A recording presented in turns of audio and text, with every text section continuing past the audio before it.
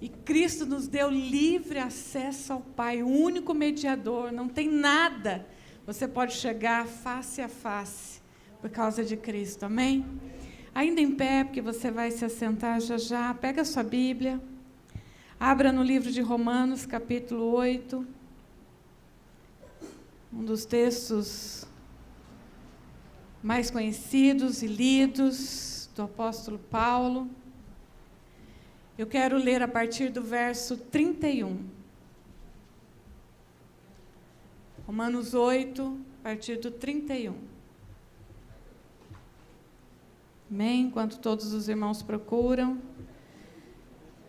eu quero saudar você que está assistindo, acompanhando pelo Facebook, você que vai ver depois pelo YouTube, que Deus possa abençoar você com esta palavra e com a sua presença, porque aqui nós estamos sentindo a presença do Senhor, amém? Romanos 8, 31 diz: que diremos, pois? Que diremos? À vista destas coisas, se Deus é por nós, quem será contra nós? Aquele que não poupou o seu próprio filho, antes por todos nós o entregou, porventura não nos dará graciosamente com ele todas as coisas? Quem intentará acusação contra os eleitos de Deus? É Deus quem os justifica. Quem os condenará? É Cristo Jesus quem morreu, ou antes quem ressuscitou, o qual está à direita de Deus e também intercede por nós. Quem nos separará do amor de Cristo? Será aflição, tribulação, angústia, perseguição, fome ou nudez, ou perigo ou espada? Como está escrito, por amor de ti somos entregues à morte todo dia, fomos considerados como ovelhas para o matadouro. Em todas estas coisas, porém, somos mais que vencedores por meio daquele que nos amou.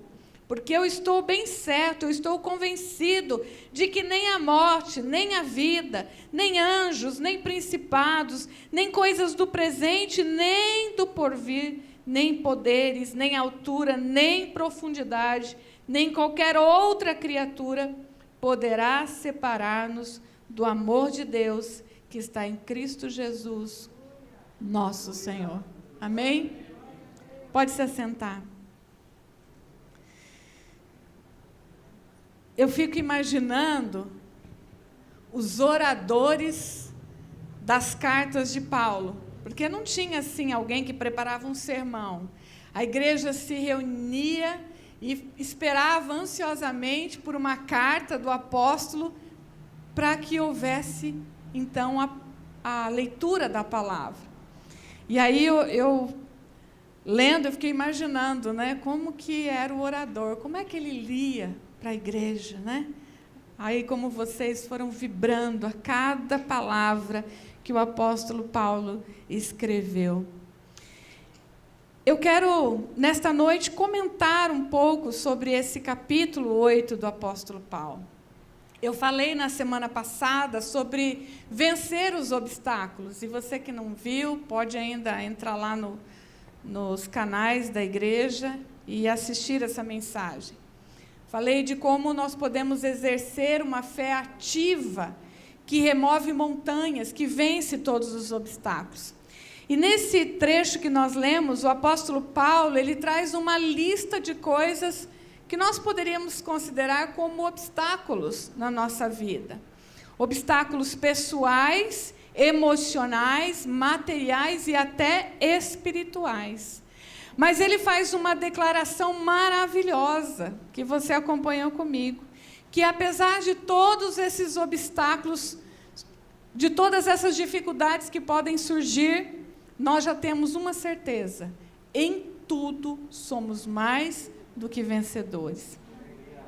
E o que é vitória?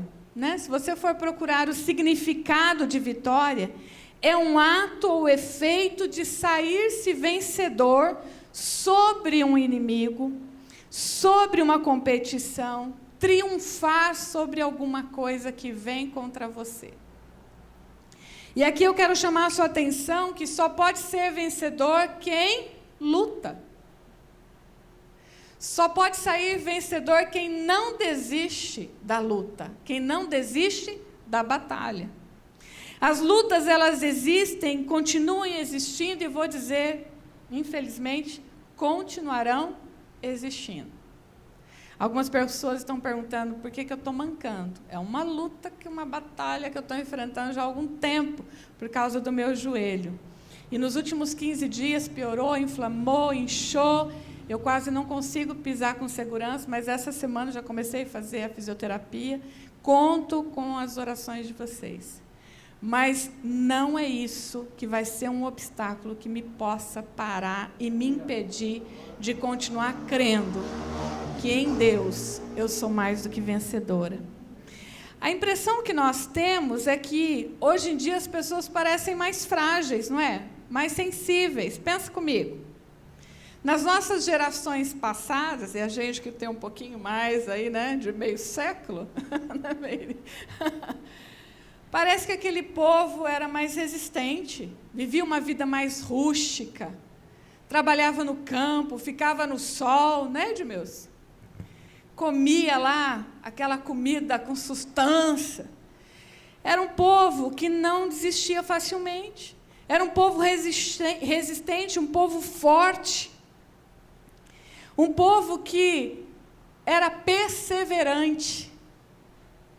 Não desistia dos relacionamentos, não desistia das pessoas. Não era qualquer luta, qualquer batalha, não. Quando eu vejo a minha mãe contar as histórias dela, e quando ela conta as histórias dos meus avós, eu fico, meu Deus. Caminhar longas caminhadas para ir trabalhar. Ter um sapato só para fazer tudo na vida. E era um povo forte. A nossa geração, no entanto, é uma geração que não entende o que é batalha, não entende o que é luta, não entende o que é perseverar, não entende tolerância, persistência. Talvez porque tudo vem muito fácil, tudo é tão descartável. Então fica fácil desistir. Quantas mulheres sustentaram casamentos difíceis, porque a sociedade não aceitava, às vezes, um divórcio. E hoje, conheço pessoas que já casaram 2, 3, 4 vezes, e eu falei para o Laércio outro dia, a gente tem que tomar cuidado, nós estamos encontrando amigos de longa data, que a gente já não via, né? 15 anos fora do Brasil, e aí você vai perguntar, e a esposa, e o marido, e ele, né, dá aquela gaguejada. Mas eu quero falar de uma necessidade que nós temos de encarar as nossas lutas de frente, de encarar as nossas dificuldades. Parece que hoje as pessoas desistem mais facilmente, qualquer dorzinha já, né? Não quer sair de casa. A pandemia está fazendo isso conosco também. Nós nos vemos trancados dentro de casa, angustiados, com medo de tudo. Pessoas estão recorrendo a remédios e bebidas alcoólicas. Diz que aumentou significativamente a venda de bebidas alcoólicas. Está difícil aguentar meu marido em casa. Está difícil aguentar as crianças em casa. Está difícil aguentar minha mulher dentro de casa. Está difícil não sair. Está difícil não fazer festa. Está difícil. E aí as pessoas não conseguem viver com as dificuldades. Elas precisam de escapes.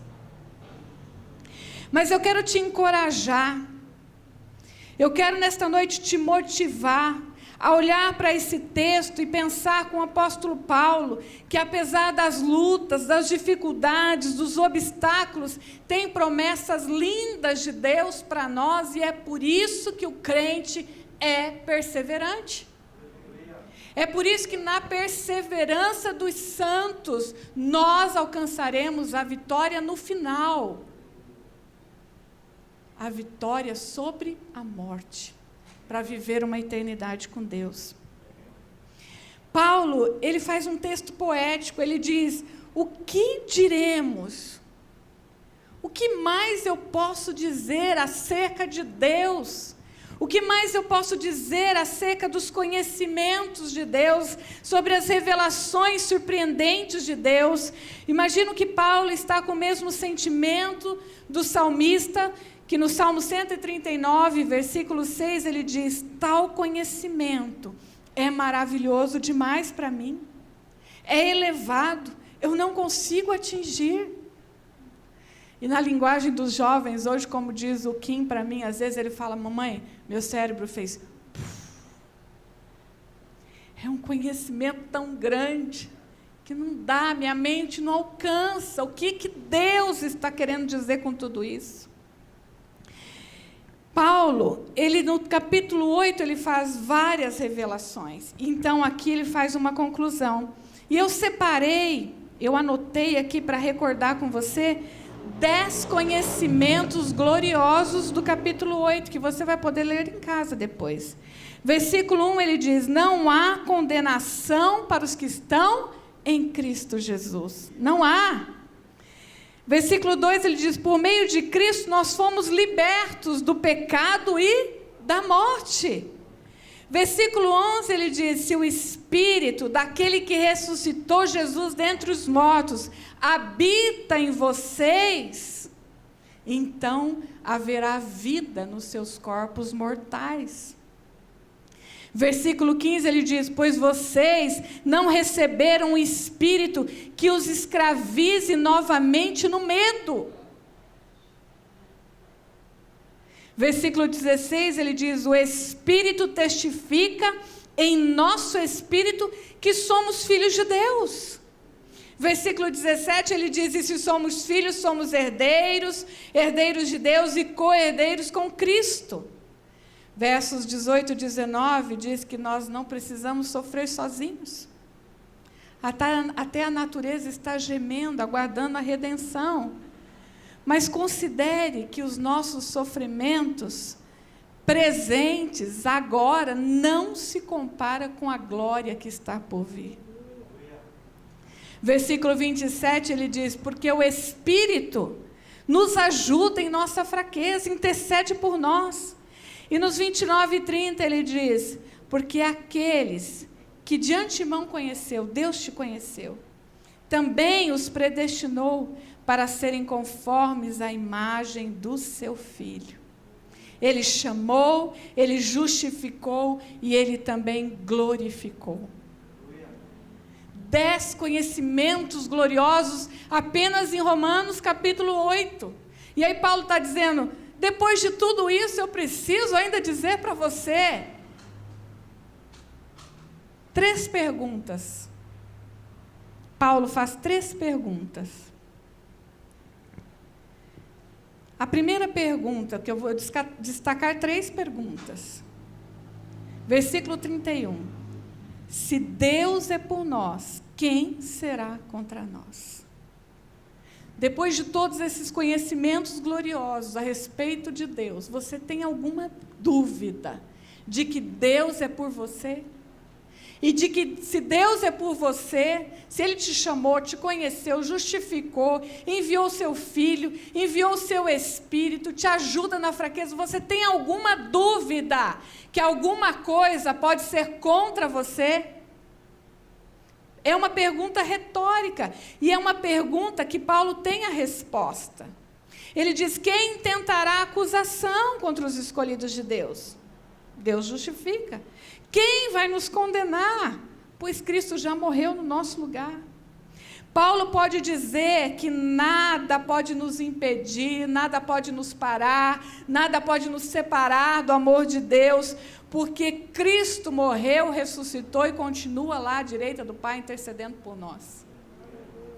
Ele pode dizer que Deus é por nós, porque o Espírito Santo continua sendo uma força que habita em nós, capaz de ajudar em nossas fraquezas, nos guiando a toda a verdade.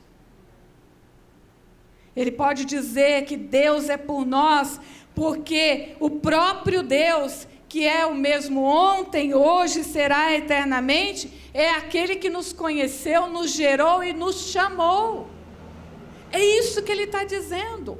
Ele já disse no início e agora ele diz: então vou mostrar para você. Se Deus é por nós, quem será contra nós? Se o Deus Pai, se o Deus Filho e se o Deus Espírito Santo está trabalhando a seu favor, o que pode ser contra você? Gente, não é demais isso? Não é maravilhoso? Mereci um glória a Deus, amém, aleluia, hein? Vocês estão aí? Se o Deus Pai, o Deus Filho, o Deus Espírito Santo continua trabalhando por nós, Deus lá nos glorificando, nos justificando, nos amando, Deus Filho intercedendo, sendo advogado, Deus Espírito Santo orando, ajudando, quem poderá ser contra nós? Mas Paulo faz uma segunda pergunta.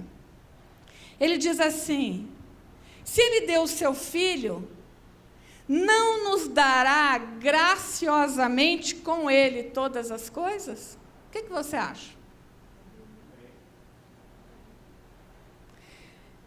Versículo 32, se ele não poupou seu próprio Filho, mas entregou numa cruz, ele não dará todas as outras coisas que nós precisamos? Jesus se entregou e nele Deus nos deu de presente todas as outras bênçãos, os dons, o suprimento das necessidades, a esperança, a salvação, a libertação, a liberdade, a eternidade. Deuteronômio 28 diz: todas estas bênçãos virão sobre vocês e os acompanharão. Promessa para quem segue a Deus, obedece os seus mandamentos, ouve a voz do Senhor.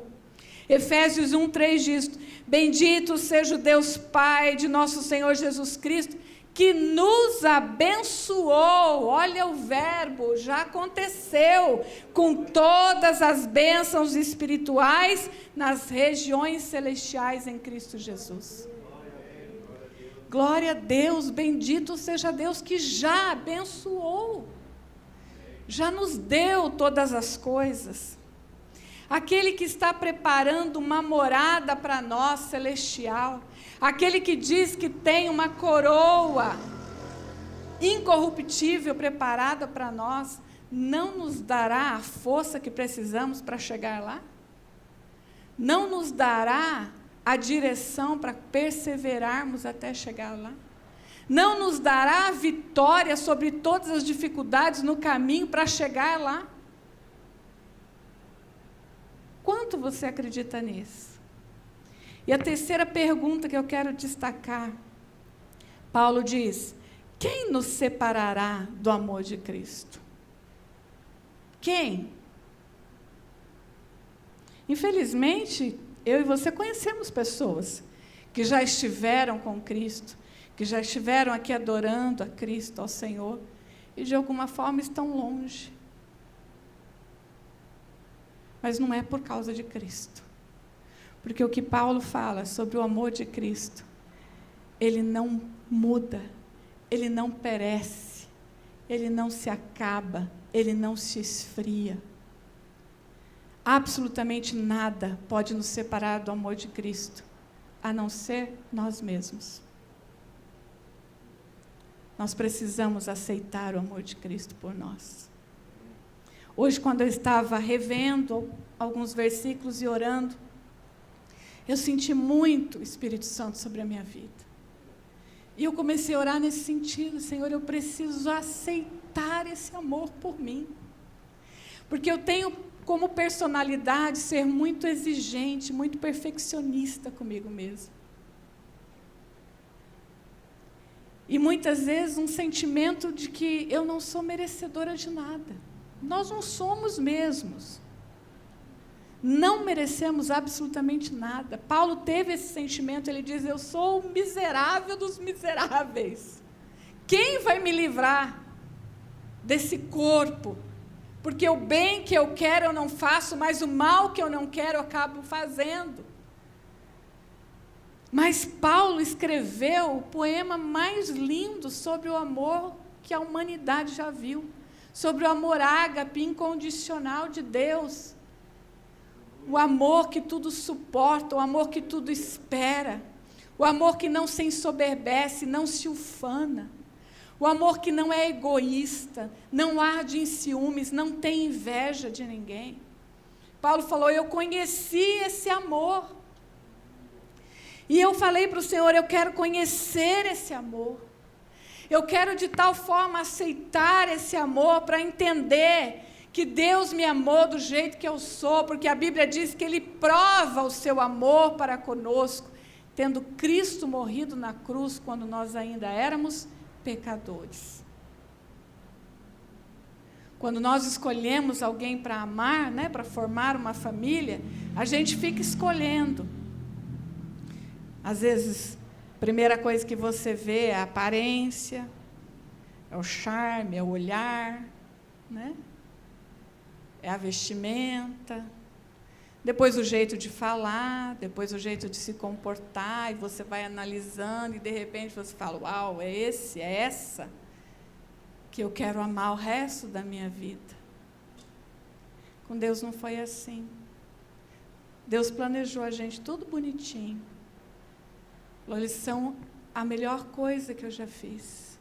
Tudo que eu fiz, natureza, animais, é bom. Mas quando eu fiz o homem e a mulher, eu fiz muito bom. Mas aí a Bíblia diz que nós viramos as costas para esse Deus. Nós nos separamos dele. Nós nos afastamos dele. Nós achamos que como seres humanos poderíamos viver sem esse Deus. Nós quisemos dar o curso da nossa vida, o curso da nossa terra, do jeito que a gente achava que está bom. E Deus olhou e disse, eu continuo amando você. Eu continuo esperando por você, eu continuo atraindo você. Eu continuo. Oh Deus, aleluia. Eu continuo querendo habitar dentro de você. Com toda essa podridão que você tem dentro de você. Com toda essa murmuração, essa fofoca, esse orgulho, esse egoísmo, eu ainda vou habitar dentro de você. Eu ainda vou fazer uma obra dentro de você. E sabe de uma coisa? Nada vai nos separar quando Cristo fizer a obra em você. Paulo fala, maravilhado, admirando a altura, a profundidade e comprimento, a largura do amor de Cristo, que excede o entendimento. Paulo escreveu isso aos Efésios, no capítulo 3, verso 19. Eu oro para que vocês conheçam o amor de Cristo, que excede o entendimento, e então vocês sejam cheios da plenitude de Deus. Você consegue ver isso? Você fugindo de Deus e Deus falando, opa, eu escolhi você, você não vai fugir. Cristo pagou um preço por você. Agora vem cá. Eu vou te dar tudo de mim. Eu vou te dar tudo que eu sou. Vou te dar do meu espírito. Vou te dar das minhas bênçãos. Vou te dar a minha força. Obrigada, Senhor, obrigada. João entendeu esse amor de Deus. Ele diz, em 1 João capítulo 4, verso 16, assim conhecemos o amor de Deus e confiamos nesse amor, porque Deus é amor.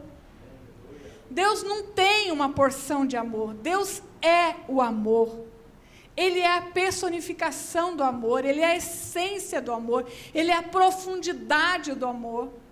E se nós temos Deus, nós temos todo o seu amor. Ele escreveu ainda no versículo 18, ainda 1 João 4, 18, no amor não há medo. Pelo contrário, o perfeito amor expulsa o medo, porque o medo supõe castigo, perigo, ameaça. Aquele que tem medo não está aperfeiçoado no amor. Nós somos convidados a sermos aperfeiçoados no amor. E uma vez que nós estivermos aperfeiçoados no amor, a promessa é, não haverá medo. Não haverá sentimento de desistência. Nós não vamos desistir facilmente. Jesus declarou em João 15:9, como o Pai me amou, eu os amei, permaneçam no meu amor. Da mesma maneira que o Pai amou, Jesus amou, e agora ele diz, permaneçam nesse amor. Amem também a Deus acima de tudo e ao próximo como a você mesmo. Esse é o amor. Se você permanece nesse amor, então, de fato, nada poderá nos separar de Cristo Jesus. Nada poderá nos separar do amor de Deus que está em Cristo Jesus. E Paulo, então, faz uma outra afirmação incrível. Ele diz, em todas as coisas, somos mais do que vencedores. Se Deus é por nós, quem será contra nós? Se Deus é por nós, o amor dele permanece em nós. E se permanecemos no amor de Deus, nada poderá nos impedir de prosseguir. Nada poderá nos deter. A palavra aqui usada significa obter uma grande vitória. Mas nós sabemos que não há nenhuma dificuldade que já não tenha sido vencida por Cristo Jesus. E na conclusão eu quero dar uma olhada na lista que Paulo fala. Na lista que Paulo estabelece como pontos, ele diz, você acha que isso pode separar você de Deus? Você acha que isso pode separar você do amor de Deus? Você acha que isso pode impedir você de alcançar a vitória? Quero que você olhe comigo essa lista. Paulo começa dizendo aflição, tribulação ou angústia. Eu entendo que isso é algo que vem de dentro. A palavra usada aqui significa estreiteza de lugar. Uma grande ansiedade, uma angústia mental na alma, que surge quando o homem não sabe para onde ir, não consegue alívio. É como estar trancado no lugar fechado, faltando ar. Isso é o significado de angústia. Nós sabemos que naquele período em que Paulo viveu, na igreja primitiva, os irmãos estavam sofrendo perseguição, muitos estavam escondidos dentro de casa, experimentando a mesma sensação que nós estamos agora na quarentena. Uma incerteza também do futuro, do que viria depois da ascensão de Jesus, ou depois de Jesus ter subido aos céus. O que será de nós? O que vamos fazer? E eles estavam ali angustiados, atribulados, aflitos, e Paulo diz, isso aí vai separar vocês do futuro que Jesus preparou? Vai separar vocês da vitória que Jesus conquistou? Então ele prossegue, fome, nudez, isso tem a ver com o quê, irmãos? Com necessidades, necessidades materiais. Se angústia está relacionado às nossas adversidades emocionais, as nossas emoções em aflição, aqui Paulo está falando de necessidades materiais, de situações em que possamos passar fome. O povo descrito nas Escrituras, tanto no Velho Testamento quanto no Novo, frequentemente era impelido a vagar, pelos desertos, por lugares assolados, sem muita condição de vida. Muitos dos nossos irmãos cristãos eram jogados em prisões, passaram necessidade. Paulo fala sobre isso em Filipenses capítulo 4, verso 12, ele diz, sei o que é passar necessidade, e sei o que é ter fartura. Aprendi a viver contente em todo o tempo. E Paulo trabalhava, ele era fazedor de tendas. Mesmo assim, ele padeceu necessidade. E ele diz, perigo ou espada? Ora, isso tem a ver com o que vem de fora, com algo que você não consegue prever, mas o inimigo vem contra você. Naquele tempo, novamente, volto a dizer, eles sofreram perseguições, prisões, torturas, açoites, morte. E ele diz, é isso? Paulo entendeu tão bem isso que quando ele estava aprisionado, ele louvava ao Senhor. Ele diz, não é prisão, não são algumas cadeias que vão me impedir de desfrutar o amor de Deus, que vai me fazer esquecer o quanto esse Deus me ama e o que Ele fez para me resgatar, para me libertar da morte e do pecado. Não é qualquer açoite que vai fazer eu desistir de prosseguir no meu ministério. Paulo não se deixou calar por perigo ou por espada, por prisão, por fome ou por nudez. Ele diz, nem morte, nem vida. Tem a ver com as nossas experiências. E nas nossas experiências hoje vividas, a gente enfrenta perdas e lutos. Meu esposo hoje perdeu um amigo de infância para o Covid-19. Nós perdemos, muitas vezes, a saúde, algum familiar. Mas será que isso é motivo para nos separar de Cristo? Para nos separar do seu amor? Para esquecer quem esse Deus é maravilhoso? Para esquecer tudo que Ele fez? Ele diz, nem anjos, nem principados, nem potestades, nem qualquer outra criatura. Ou seja, nem pessoa, nem anjos, nem demônios, nada pode nos separar do amor de Deus, que está em Cristo Jesus. Ele termina dizendo, nem altura, nem profundidade, ou seja, não é distância, não é circunstância.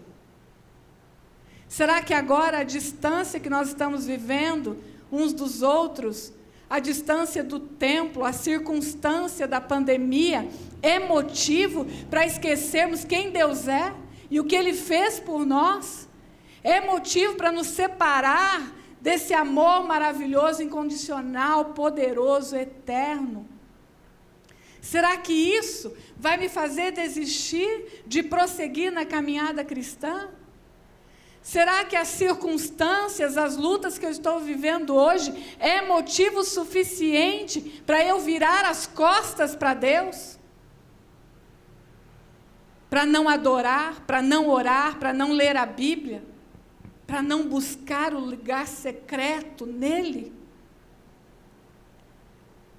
Eu termino com Filipenses capítulo 1, verso 6, Paulo diz, estou convencido de que aquele que começou uma obra em vocês, vai completá-la. Deus está trabalhando em nós. E as lutas, as dificuldades, são aprendizados, são crescimento, são fortalecimento. Deus está trabalhando em nós até que sejamos a imagem e semelhança perfeita dEle. E até lá você tem que perseverar. Você não pode desistir. Amém? Amém.